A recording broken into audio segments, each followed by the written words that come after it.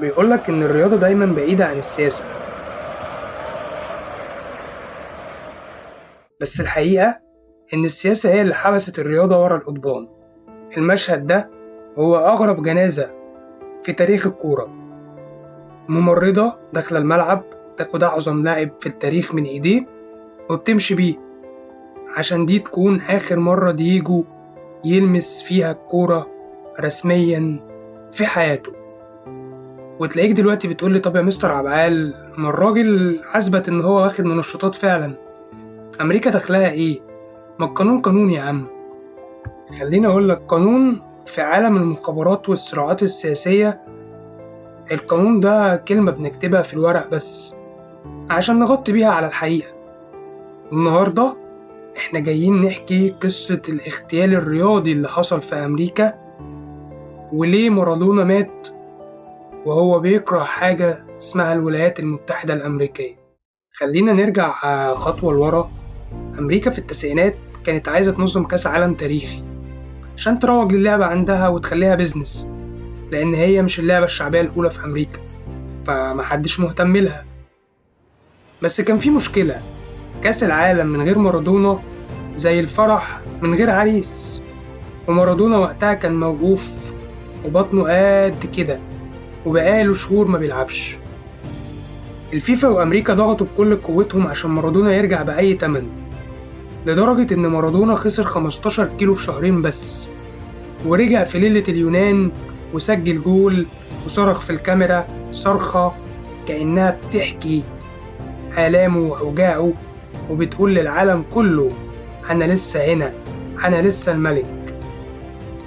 بس هنا عمنا الأمريكي بدأ يقلق، لأن مارادونا ما كانش مجرد لاعب، مارادونا كان عدو صريح، صاحب كاسترو عدو أمريكا الأول، وحاطط وشم جيفارا، وبيشتم في الإمبريالية الأمريكية في كل لقاء.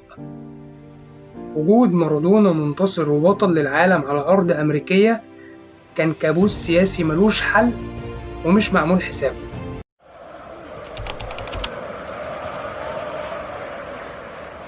تلاقيك دلوقتي بتسأل، بس يا سيدي التحليل طلع إيجابي، الإفيدرين دي مادة منشطة صريحة، الإفيدرين دي مادة موجودة في دواء البرد العادي.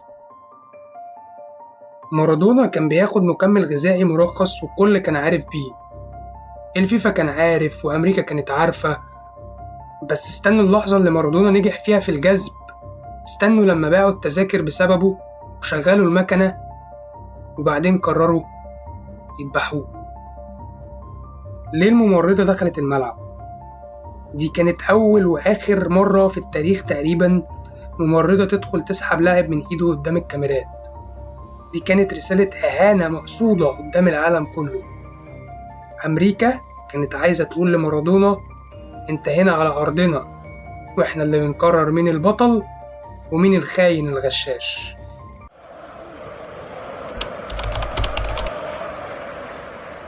مارادونا دايما كان بيقول إن الفيفا وأمريكا اتفقوا عليه عشان يخلصوا من صداع اللاعب اللي بيحرك شعوب أمريكا اللاتينية ضد السيطرة الأمريكية كلها.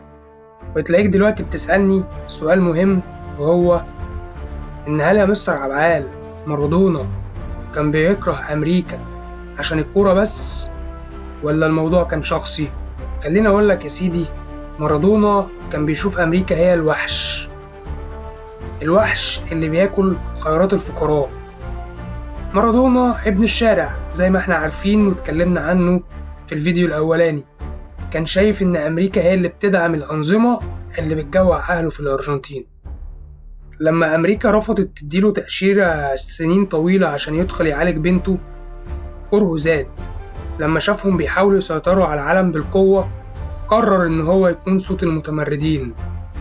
كان دايما يقول أنا بفتخر إني عدو لأمريكا لأني واقف دايما مع الغلابة. بالنسبة لمارادونا، أمريكا ما كانتش مجرد بلد، كانت سجن حاول يكسر كرامته وحاول يهينه، وهو فضل يرفض فيه لحد آخر يوم في عمره.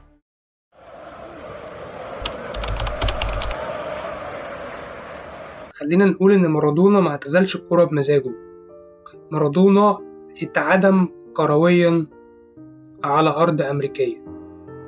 في النهاية، تفتكر لو مارادونا كان لاعب كيوت وبيسمع الكلام وما بيدخلش في السياسة، هل كان زمان قصة منشطات 94 دي حصلت؟ ولا أمريكا كانت محتاجة تكسر عينه عشان هو الوحيد اللي كان صوته أعلى منه؟ مستني رأيكم في الكومنتات. سلام.